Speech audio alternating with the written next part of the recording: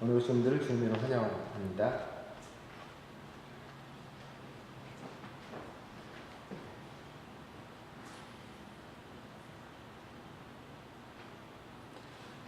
얼마 전에 발레를 보고 갔습니다.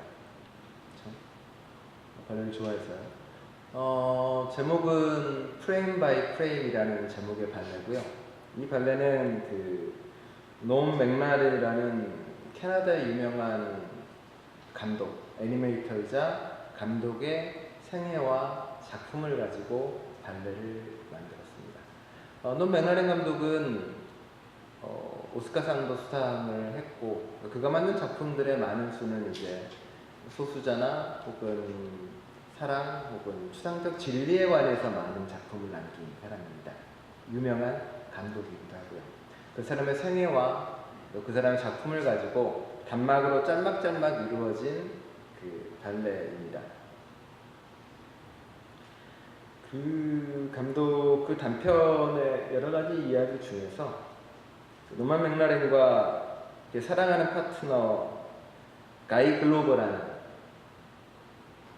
두 사람의 이야기, 두 사람의 사랑, 두 사람의 만남을 가지고 만들어진 발레가 작품이 하나 들어있었습니다. 되게 인상적이었는데요. 발레의 단막은 이렇게 시작을 합니다. 저희들은 마치 그 무대의 뒤편에 있는 것처럼 보이고요. 노만 맥라렌은 저쪽 앞에 무대의 객석에 자리 잡고 있습니다. 그리고 무대에 펼쳐지는 것은 백조의 호수입니다. 발레도 아름답고요. 분도 아름답습니다. 우리가 아는 것처럼 지크프리트 왕자와 오뎃 공주의 아름다운 사랑이 그곳에서 펼쳐지고 발레의 춤이 이루어지고 있습니다. 발레가 한참 이루어지다가 어느 순간 발레가 잠깐 멈춥니다. 시간이 정지한 것처럼 멈춘 그 순간에 노만 맥라렌과 가이 글로버가 춤을 춥니다. 둘 간의 사랑의 춤을 추는 거죠. 관중들이 인지하지 못하는, 우리가 보지 못하는 곳에서 두 남자의 사랑이 펼쳐지고 그 춤이 이루어지는 겁니다. 우리가 보지 못하는 곳에서요. 그리고 조금 지나서 오뎃 왕자와 지크프리드의 이상적 사랑이 아름답게 춤을 추고 동시에 같이 노만 맥라렌과 가이 글로버의 아름다운 춤이 같이 어우러집니다. 하나는 되게 클래식한 춤이 발레가 이루어지고, 노만 맥라렌과 가이 글로버의 춤은 대단히 현대적이지만 또 대단히 컬러풀한 옷을 입고 춤을 추지만 대단히 아름답고 잘 어울리는 춤입니다. 이성 간의 사랑과 동성 간의 사랑이 서로가 조화가 돼서 아름다운 모습을 보여줍니다. 저 발레를 한참 보다가 그 생각이 들었습니다. 저는 어쩌면 누군가가 LGBTQ의 사랑을 혐오하고 막고 싫어하고 안 된다고 이야기하는 것은 어쩌면 그들의 삶에서 이루어져야 될 아름다운 사랑의 춤과 그들이 활짝 펴야 될 생명의 꽃을 꺾는 행위가 아닐까? 그들에게 생명을 훔치는 것이고 그들에게 사랑을 도둑질하는 것과 다를 바 없지 않을까라는 생각이 들었습니다. 누군가를 미워하고 혹은 어떤 누군가의 사랑을 혐오하거나 밀어내는 것은 바꿔 말하면 그 사람의 생명을 도둑질하는 것과 다를 바 없다라는 생각이 들었습니다. 저만 그런 생각이 든 건 아니고요. 성경도 보니 그렇게 써있더라고요. 오늘의 8계명은 도둑질하지 말라는 말입니다. 도둑질하지 말라는 말을 얼핏 보면 저 10계명에 보면 맨 마지막 계명 가운데 내 이웃의 소유를 탐내지 말라는 말하고 비슷해 보이죠. 그것도 훔치지 말라면 이거 훔치지 말란 말이니까 똑같은 것이 왜 두 개 들어있지라고 생각이 됩니다. 지난주에 했던 가늠하지 말라는 말이 마치 내 이웃의 아내를 탐하지 말란 말하고 동일하게 보이는 것처럼 겉으로는 비슷해 보인다는 이야기입니다. 하지만 지난주에 말씀드렸던 가늠하지 말라의 진정한 의미는 이웃의 아내를 탐하는 것이 아니라 성적 탐욕을 말하는 것이 아니라 여성을 혹은 사람을 욕망의 대상이나 욕구의 대상으로 탐심을 가지고 바라보지 말라는 거죠. 내 안에 탐심이 있으니 여성이 성적인 대상과 욕구로 보이는 게 우리의 문제고 잘못이라는 겁니다. 우리가 수요하는 누군가를 바라보며 성적인 욕망이나 욕구가 생기는 것이 아닌 이유는 내 안에 탐심이 없기 때문인 것이고, 누군가를 바라볼 때 내 안에 탐심이 있으면 그 사람을 욕구와 욕망의 대상으로 바라보는 것, 그게 나의 문제라는 겁니다. 우리의 문제라는 것이고요. 근데 그것을 많은 사람들은 인간의 본능이야, 남자의 본능이란 말로 변명하고 덮기에 급급한 게 우리들의 모습이기도 하죠. 소유나 물질에 대한 것도 마찬가지입니다. 종종 견물생심이라는 말을 씁니다. 자기에겐 욕심이 없었는데 물질을 보니 내 안에 욕심이 생겼다라고요. 성경은 그렇게 이야기하지 않습니다. 성경은 내 안에 이미 욕심이 있고 내 안에 욕망의 불길이 타오르고 있고 눈에 보이는 것이 거기에다가 더 불을 지피는 거죠. 저는 채식을 합니다. 고기를 먹겠다는 마음 자체가 아예 없으니 고기를 본다고 해서 우와 먹고 싶구나라고 부침이 돈다거나 이런 건 없습니다. 그냥 고기는 고기일 뿐이죠. 좋은 차를 가지겠다는 아무런 욕심이 없기 때문에 아무리 좋은 차를 봐도 아 차구나로 끝나버리는 겁니다. 좋은 집을 가지겠다는 바람이 없으니 좋은 집을 봐도 아이고야 청소하기 힘들겠구나 이런 생각밖에 안 드는 겁니다. 다만 내 안에 내 집에 대한 불만이 있고 내 차에 대한 불만이 있고 무언가에 대한 탐심이 있으니 물건을 봐도 욕심이 생기는 거죠. 견물생심이 아니라 내 안에 문제가 있고 내 안에 잘못이 있다는 겁니다. 결국은 가늠하지 말라도 그렇고요.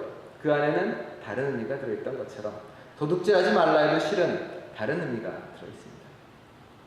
지금 성서는 쭉 우리는 생명과 존재에 관련해서 쭉 이야기를 하고 있습니다. 안식일은 노동의 회복과 쉼에 대한 이야기였고요.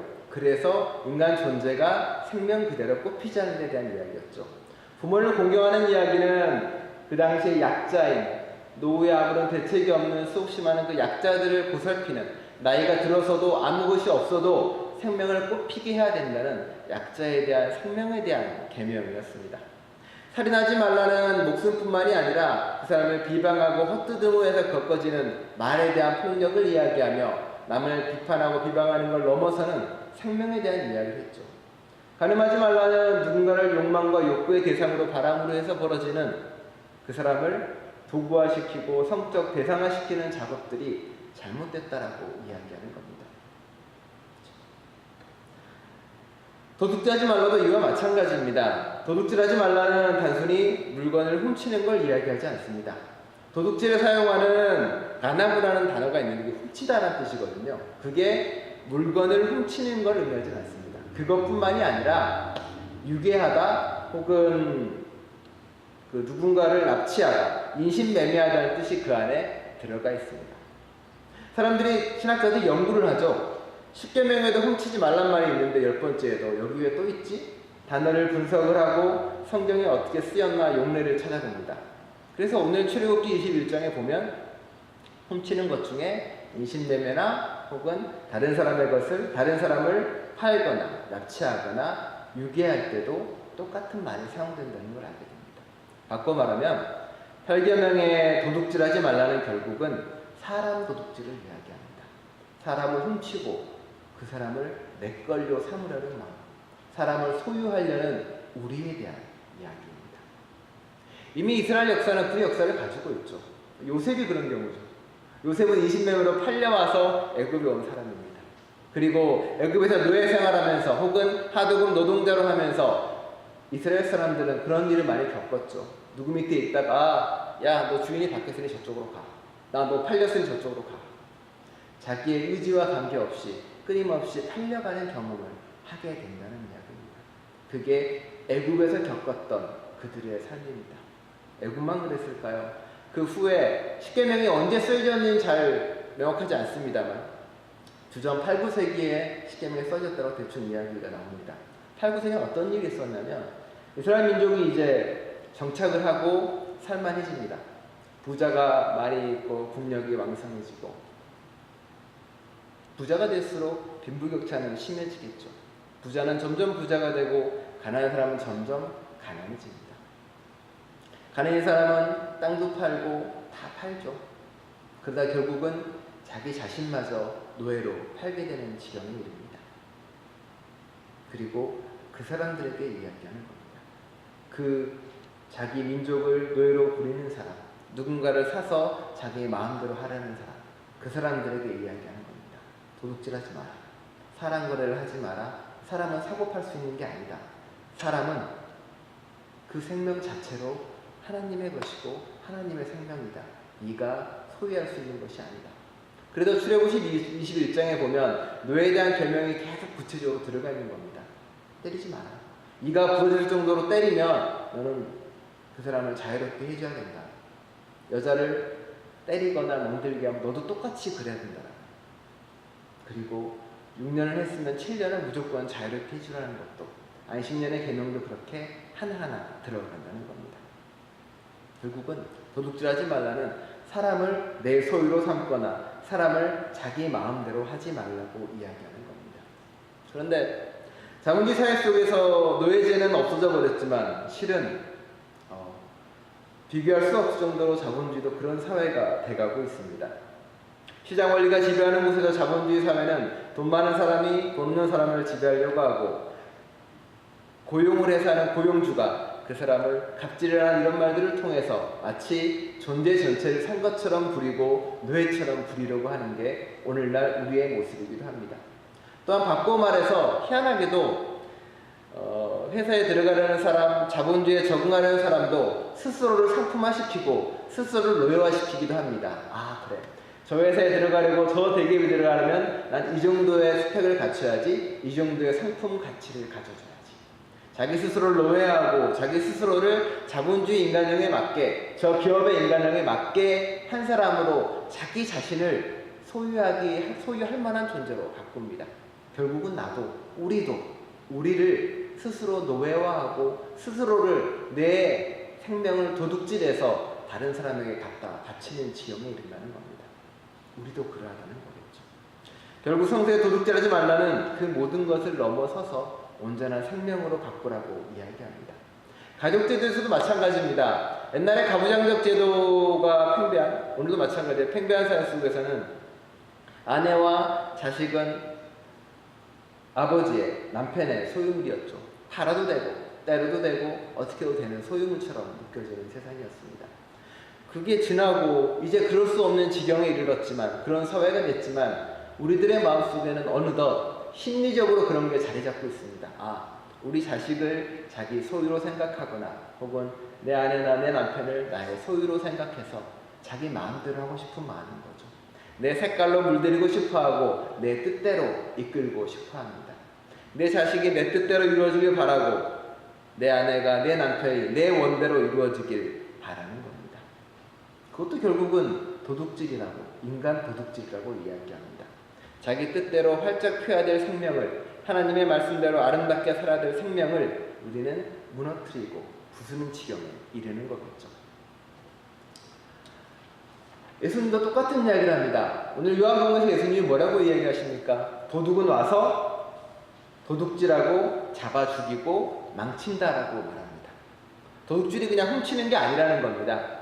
양을 치는데 넘어와서 훔쳐가는 사람이 아니라 그 사람을, 그 생명을 망치고 죽이는 사람이 도둑이라고요. 하지만 예수님은 생명을 더하는 존재라고 다시 한번 말하고 있습니다. 결국은 도둑질하는 것은 누군가를 훔치는 것이 아니라, 무언가를 가지는 것이 아니라 예수님의 말씀처럼 생명을 망치고 죽이고 부수는 겁니다. 하나님이 준 자유를, 하나님이 준 생명을 누군가가 억압하고 부수고 가져간다면 그가 바로 도둑질하는 것이고 그가 바로 계명을 어기는 겁니다. 하나님은 누군가를 소유하라고 만들지 않았습니다. 이 사람이 능력이 좋으니 이럴 때 써먹어야지, 이 사람이 어떠한 걸 가지고 있으니 나한테 괜찮겠다, 이 사람이 어떠한 게 있으니 내 삶에 도움이 되겠다라고 오는 것 자체가 도둑질이라는 겁니다. 도둑질하지 말라는 그 사람, 그 존재 전체를 받아들이고 사랑하고 함께하는 겁니다. 그래서 바울이 이야기하기를 그 모든 계명은 결국은 이웃 사랑으로 간다는 게 바로 그런 의미입니다. 이웃의 물건을 훔쳐서가 아니라 사람을, 생명을 그 존재 자체로 받아들이는 것, 그리고 그 존재 자체로 사랑하는 연습을 하는 것, 그게 바로 도둑질하지 말라의 계명입니다. 어거스틴은 그런 인간관계를 두 가지로 표현합니다. 하나는 향유하는 인간관계고요, 하나는 이용하는 관계입니다. 뭐 그런 경우죠. 우리가 자동차를 타고 어딘가를 간다고 할 때 목적지를 가기 위해 차를 타는 건 차를 이용하는 거겠죠. 차를 타고 어딘가를 그냥 그 자체를 즐기는 거는 차를 향유하는 거겠죠. 사람과의 관계도 그러하다는 겁니다. 내가 누군가를 이용을 해서 무언가 목적을 이루고, 목사도 마찬가지겠죠. 교인들을 이용해서 교회를 부흥시키고, 교인들을 이용해서 무언가를 하는 것은 옳지 않다는 겁니다. 교회는 서로가 서로를 그 존재 자체로 향유하고 더불어하고 함께하는 걸 기쁨으로 느끼는 존재입니다. 결국은 도둑질하지 말라의 가장 큰 중심은 서로가 서로를 위하여 도구로 보지 말고, 서로가 서로의 생명을 뺏지도 말고, 서로가 서로에게 내 색깔로 물들이려고 하지 말고, 그 다양한 색깔 그대로 사랑하는 방식을 배우라는 겁니다. 도둑질하지 말라의 가장 큰 개념이겠죠. 우리의 삶에서 여러분은 어떻게 실천하고 어떻게 해야 되는 걸까요? 고민하고 실행해야 될 문제겠지만 결국은 사람을 나와 너의 관계로 보는 거고, 생명과 생명의 관계로 보는 것이고, 서로 호응하고 손잡고, 너로 있음에 네가 있어서 내가 되고 그대에 있음에 나는 가치 있는 존재가 되고, 그런 걸 한 걸음 한 걸음 같이 만들어 나가는 거겠죠. 프라이드 준비를 해나가면서 6월이 이제 그런 모습이겠죠. 아까 앞에도 쭉 이야기를 했지만 간음이라는 이야기를 하면서 그런 말씀을 드렸습니다. 욕망의 눈으로, 탐욕의 눈으로 보는 사람은 다른 사람을 다 그렇게 바라본다고요. 동성 간의 사랑이나 그것을 욕망이나 욕구로 바라보는 사람은 아마도 그 사람은 그렇게 바라보는 마음 안에 탐심이 있고 욕망이 있고 잘못 바라보기 때문에 그런 거겠죠. 우리가 누군가의 것을 도구로 바라보고 수단으로 바라보고, 그리고 그 사람의 시간과 생명을 훔치는 것은 우리 안에 잘못된 탐욕과 욕심, 내가 잘 되려는 무언가가 있기 때문에 그러합니다. 그게 도둑질의 시작이고, 그리고 그 도둑질을 통해서 내가 무언가 이루려는 욕망에서 시작되는 것입니다. 도둑질하지 말라의 이 계명은 말씀 그대로 다시 한번 기억하셔야 됩니다. 물건을 훔치지 말라는 것은 다음에 저 뒤에 나옵니다. 맨 마지막 계명에 물건을 훔치지 말라는 것이고요. 7번째 계명에 도둑질하지 말라는 것은 사람을 훔치지 말라는 겁니다. 사람의 생명을 훔치지 말라는 것이고, 사람의 인권을 훔치지 말라는 것이고, 사람의 가치를 훔치지 말라는 겁니다. 그 발레를 보면 느낀 게 바로 그겁니다. 세상은 수없이 많은 다양함이 춤추고 어울리게 되어 있습니다. 성적인 다양성도 있고, 그 축복을 온전히 누리는 것, 그걸 그대로 받아내는 것, 그게 바로 도둑질하지 말라의 가장 큰 진리입니다. 그 진리를 깨달아서 훔치지 않는 삶을, 인간을 도둑질하지 않는 삶을 사시는 저와 여러분 되시기를 간절히 축원합니다. 기도하겠습니다.